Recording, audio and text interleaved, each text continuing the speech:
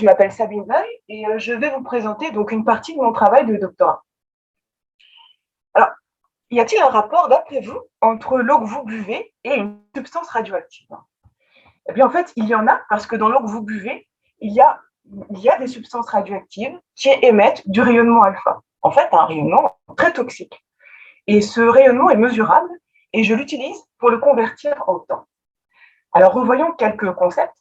Un radioélément est un élément qui se désintègre dans un autre élément en émettant un rayonnement. Et la quantité de radioéléments qui se désintègrent dans le temps est connue, constante et propre à chacun d'entre eux. C'est ce qu'on appelle la demi-vie. En fait, on peut convertir différentes concentrations de ce radioélément en unités de temps. Et ça, c'est l'horloge la plus fiable du monde. Alors, pourquoi faire? Eh bien, dans mon cas, pour faire un chronomètre environnemental. Dans les aquifères granulaires, les grains qui le constituent contiennent naturellement des radioéléments, que l'on appelle des éléments géogéniques. Lorsqu'ils se désintègrent, ils envoient leur produit de désintégration avec une impulsion, un petit peu comme du popcorn, et ce produit de désintégration va dans l'eau. Ainsi, plus une eau a passé du temps dans un aquifère, plus elle est chargée dans ces radioéléments. Et en fait, cela nous permet théoriquement d'estimer combien de temps cette eau a passé dans l'aquifère. Or, le radium est un de ces radioéléments et il a 4 isotopes naturels.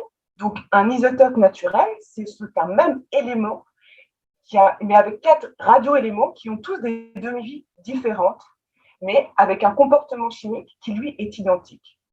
Et les isotopes du radium, eux, ont une demi-vie qui varie de quelques jours à plusieurs milliers d'années.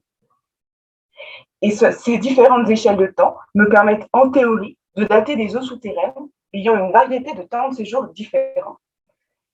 Mais finalement, pourquoi chercher à estimer le temps de séjour d'une eau?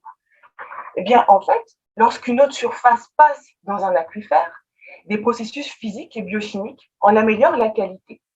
Ce procédé, lorsqu'il est provoqué par un pompage, est appelé filtration sur berge. Et il permet en fait de réduire les coûts associés au traitement d'une eau de surface qui serait, elle, prélevée directement à la surface. Et plus le temps de séjour de l'eau dans l'aquifère est long, plus ces processus d'atténuation sont efficaces. Le temps de résidence de l'eau est donc dans un aquifère est donc un enjeu, le connaître est un enjeu très important.